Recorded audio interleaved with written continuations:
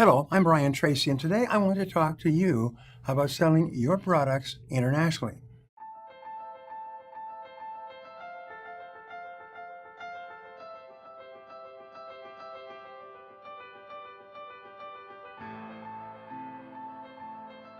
Go-getters all speak the same language, regardless of where they happen to be born.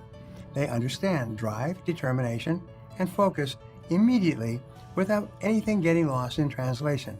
But entrepreneurs who want to take their mission to a global level may need a little bit more than just an unbreakable spirit.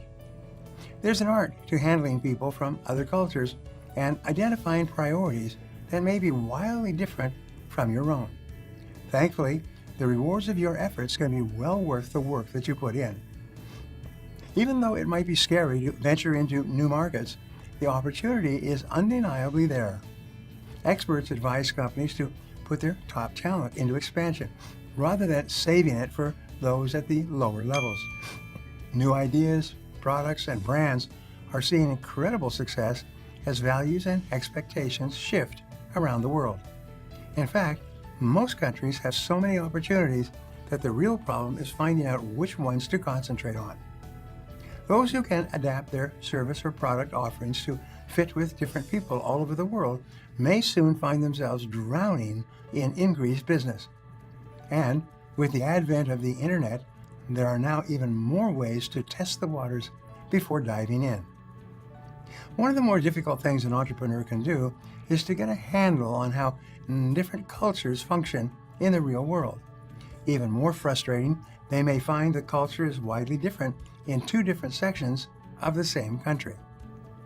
If they can't adapt their strategy, they may find themselves struggling to gain any traction in the beginning. This may be perfectly fine for brands with deep pockets, but not everyone has the capital to sustain a loss leader for very long.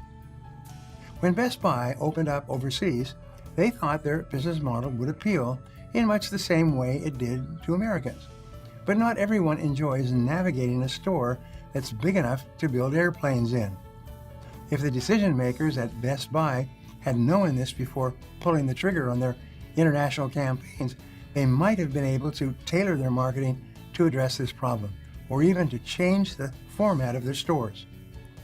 When even major conglomerates with all their resources fail to see the main problem with their strategies, it's especially useful for smaller entrepreneurs to be flexible enough to speak to what the people are really looking for.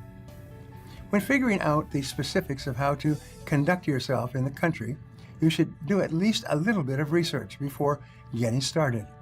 Many experts will post their own experiences about the minutiae of setting up shop there. This way, you know not to advertise the fact that you work 20 hours of the day in a family-oriented culture. But even with online advice, the best way to absorb a culture is through trial and error. Expat entrepreneurs in many countries can expand their network just because they're doing something unusual, but they need to be careful about how they conduct themselves. For example, you may need to adjust your hours so that you can cater to your business partners, or change your etiquette to ensure that everyone feels comfortable. The taxes and regulations are different for every country, with some being far more welcoming than others. Some countries have incredibly low corporate taxes and minimum wages, such that a business could do what they do now for just pennies on the dollar. Others will make their fees and rules so strict that it can make any company want to throw the towel in before they get started in the first place. The payroll may be difficult to establish, the taxes may be complicated to file, and the registration rigmarole may border on ridiculous. While it's true that practically every country out there can be a potential target for the devoted entrepreneur, some countries are simply easier to do business in than others.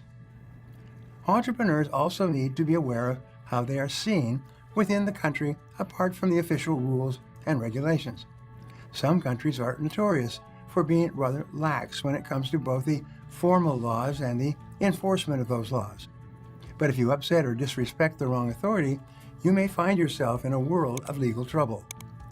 These types of complicated dealings can be the death of hopeful entrepreneurs everywhere. Let's say you've submitted all of the materials you need to set up your company, but you're not getting any response from the powers that be, the ones that control your destiny in the government. They may need a polite but forceful push from you to make things happen. But how would you know that until you've taken the time to understand their culture?